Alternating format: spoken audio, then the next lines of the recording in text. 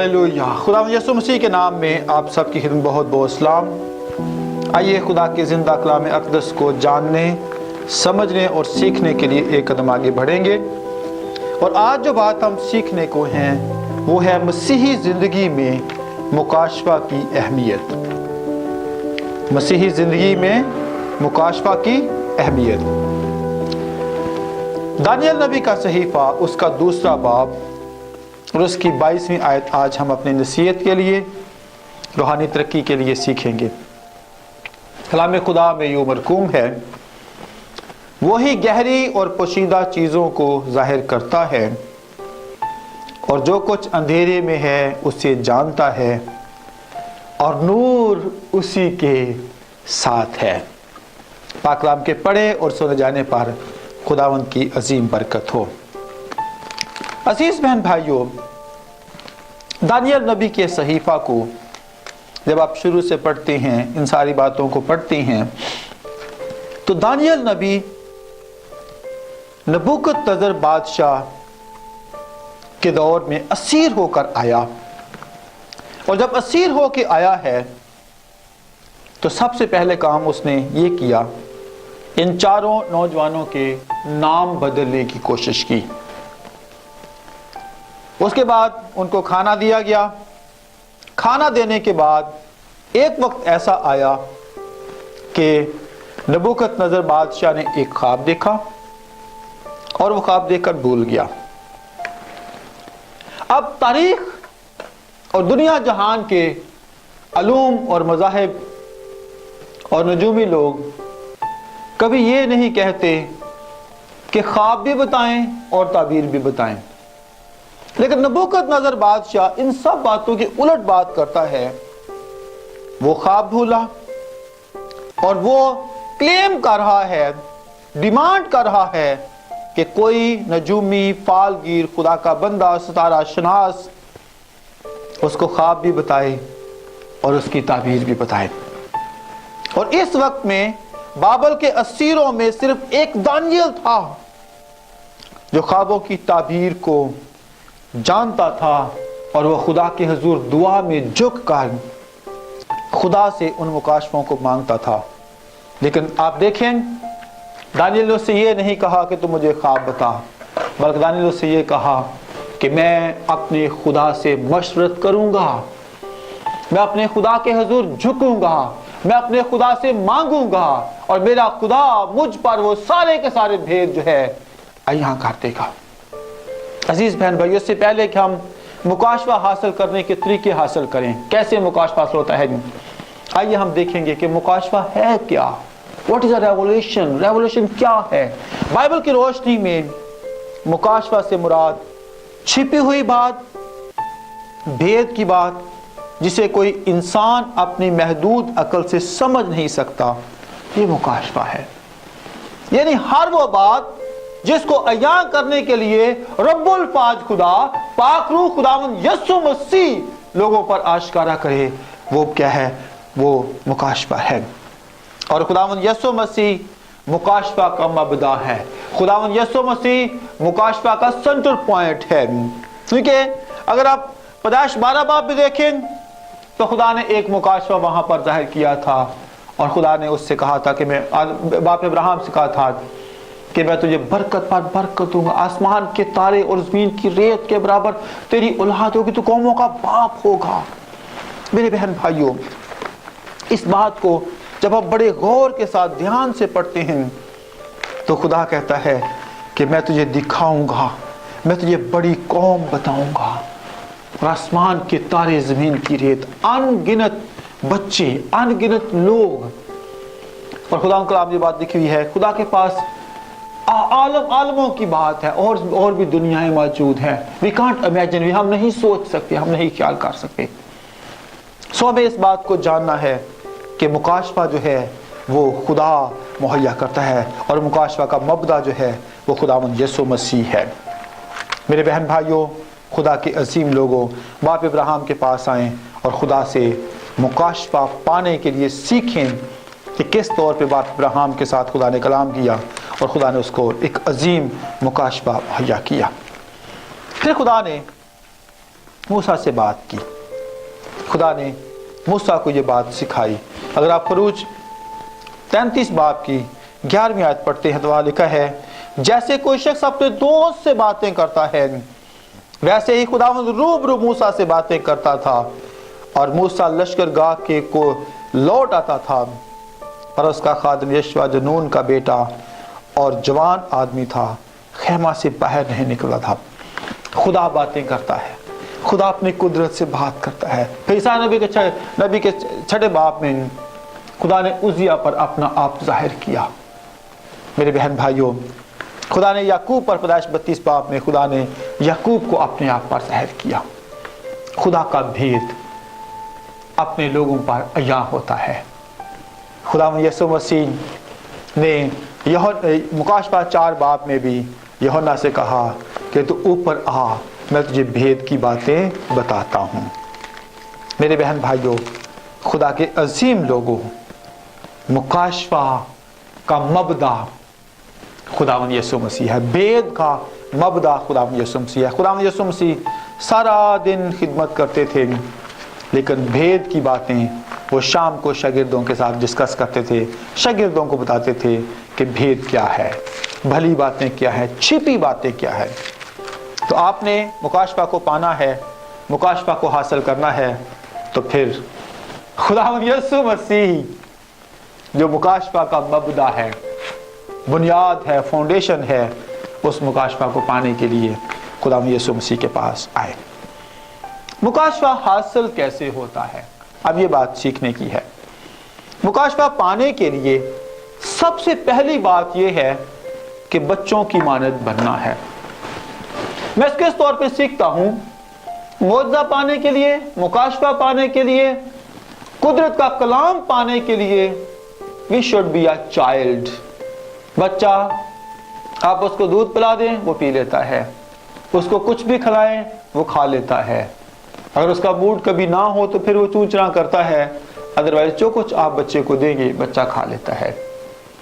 تو خدا بھی چاہتا ہے، رب الفاظ چاہتا ہے ہم بچوں کی طرح اس کے پاس آئیں، اور خدا اس بات سے خوش ہوتا ہے جب ہم تابع فرمانی کر کے اس کے پاس آتے ہیں۔ متی کی انجیل کے 11ویں باب کی 25ویں آیت میں بڑی خوبصورت بات لکھی ہے۔ اس وقت یسوع نے کہا، اے باپ، آسمان اور زمین کے خداوند، میں تیری منت کرتا ہوں کہ تو نے یہ باتیں داناؤں اور عقل مندوں سے چھپائیں اور بچوں پر ظاہر کی۔ ٹھیک ہے، جب تک کوئی شخص بچے کی طرح اپنے آپ کو چھوٹا نہ بنائے، بچے کی طرح عاجز نہ ہو، بچے کی طرح خدا کی پاک حضوری میں رہ کر سیکھنا اور سننا اور سمجھنا شروع کرے، تب تک ہم خدا کی بادشاہی کو نہیں دیکھ سکتے۔ خدا نے بادشاہی کی باتیں کن پر ظاہر کی؟ بچوں پر۔ اور بچے اسکول میں، کالج میں، گھر میں سننا پسند کرتے ہیں، سنتے ہیں، اور جب وہ سنیں گے تو پھر خدا ان کی زندگی میں بڑے بڑے اور جلالی کام کرتا ہے۔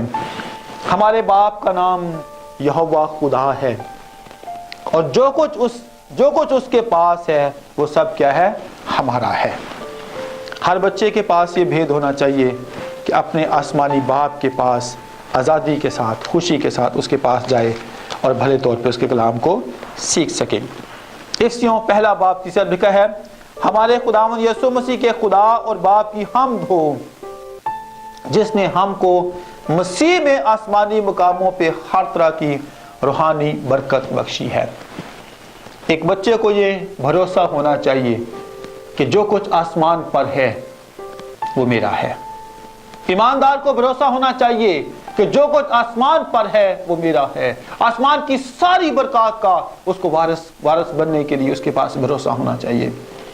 خدا کی حضوری میں بچے سے مراد یہ ہے کہ ہمارا 100% انحصار جو ہے وہ خدا پر ہونا چاہیے۔ 100% اطمینان، تسلی، خوشی، شادمانی ہمیں خدا سے ملتی ہے۔ ہمیں روحانی طور پر اپنی عقل کو پیچھے کر کے روحانی حکمت کے بھوکے اور پیاسے بننا ہے۔ اور یہ بات دانیال نے نبوکدنضر کے خواب کی تعبیر کے لیے اپنے دوستوں سے مشورہ کرنے کی بجائے آسمان کے خدا کے پاس گیا، بچہ بن گیا، جھک گیا، خدا کے پاس آیا اور خدا سے اس نے مشورت کی۔ تو کرنا کیا ہے؟ پہلی بات یہ ہے، مکاشفہ پانے کے لیے، بھید پانے کے لیے بچے کی طرح ہمیں جھک جانے کی ضرورت ہے، بچہ بن جانے کی ضرورت ہے، کیونکہ بچہ سنتا ہے، بڑا سوال کرتا ہے، اور جب لوگ بڑے ہو جاتے ہیں سوال کرنا if it but کہنا ہونا شروع ہو جاتے ہیں، جس سے پھر ہم سمجھ لیتے ہیں کہ ہم بڑے ہو گئے ہیں۔ تو مکاشفہ پانا ہے، بچے کی طرح اپنے آپ کو جھکانے کی ضرورت ہے۔ دوسری بات ہے تابع فرمانی کرنا۔ تابع فرمانی کا مطلب یہ ہے اپنے ذاتی مفاد کے لیے خدا کے کلام کی حدود سے باہر نہیں نکلنا۔ اور بائبل مقدس میں دو باتیں جو ہیں وہ مجموعے کے طور پر ہیں، خدا فرمانبرداری چاہتا ہے اور انسان نافرمانی کرنے پہ تلا ہوا ہے۔ خدا ہر شخص سے تابع فرمانی کی کلیم کرتا ہے۔ اگر میں آپ دیکھ لیں، آدم اور حوا نے گناہ کا ایک جو بیسک کاز تھا وہ نافرمانی تھا، اور خدا کو نافرمانی پسند نہیں ہے۔ اور یہاں پر اگر آپ اس سارے سینیریو میں دیکھیں، صدرک میثق عبدالنجو جو ہے اس نے خدا کے حضور، صدرک میثق عبدالنجو نے خدا کے حضور تابع فرمانی کی۔ زبور 141، صدرک میثق عبدالنجو اور دانیل نے اپنے ذاتی مفاد کو چھوڑا اور ایک کام انہوں نے کیا، اور اس آیت کو آپ یاد کریں، زبور 141 چوتھے لکھا ہے، میرے دل کو کسی بری طرف مائل نہ ہونے دے اور بدکاروں کے ساتھ مل کر شرارت کے کاموں میں مصروف ہو جائے، اور مجھے ان کے نفیس کھانوں سے باز رکھ۔ میرے بہن بھائیوں، پنجابی بڑی خوبصورت بات ہے، کھاوا نہ ہونا دے سوادڑے کھانے نہ ہونا چو ایک گرا۔ خدا کا بندہ داؤد خوبصورت رقم دراز ہے، ان کے نفیس کھانوں سے مجھے باز رکھ۔ اور یہ کلام دانیل، صدرک میثق عبدالنجو کی زندگی کے اندر تھا، انہوں نے اس کلام کو اپنے دل میں رکھا اور گناہ نہیں کیا اور مکاشفہ پایا۔ مکاشفہ کیا پایا؟ کہ وہ خواب جس کو بادشاہ نہیں بتایا تھا، وہ بات جو بادشاہ شیئر نہیں کرنا چاہتا تھا، اس نے بادشاہ کے حضور پھر اس کو بات شیئر کی۔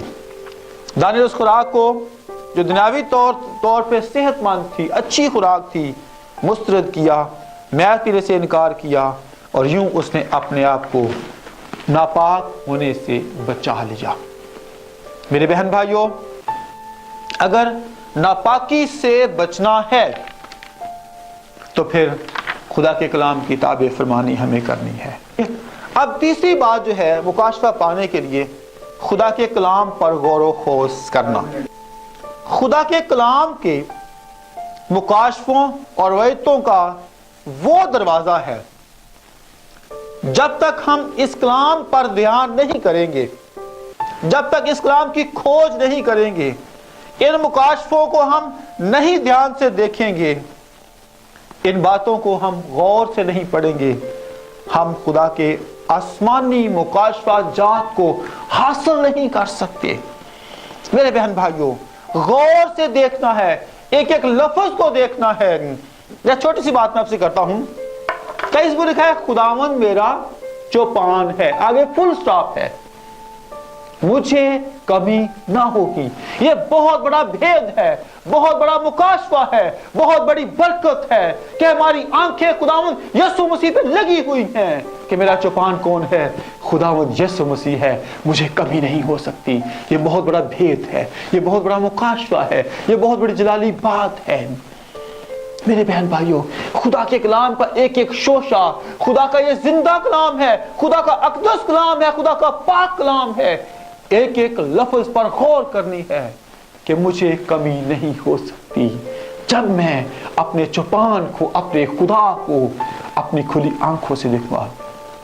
ایمان کے بانی اور کامل کرنے والے یسوع کو تکتے رہیں۔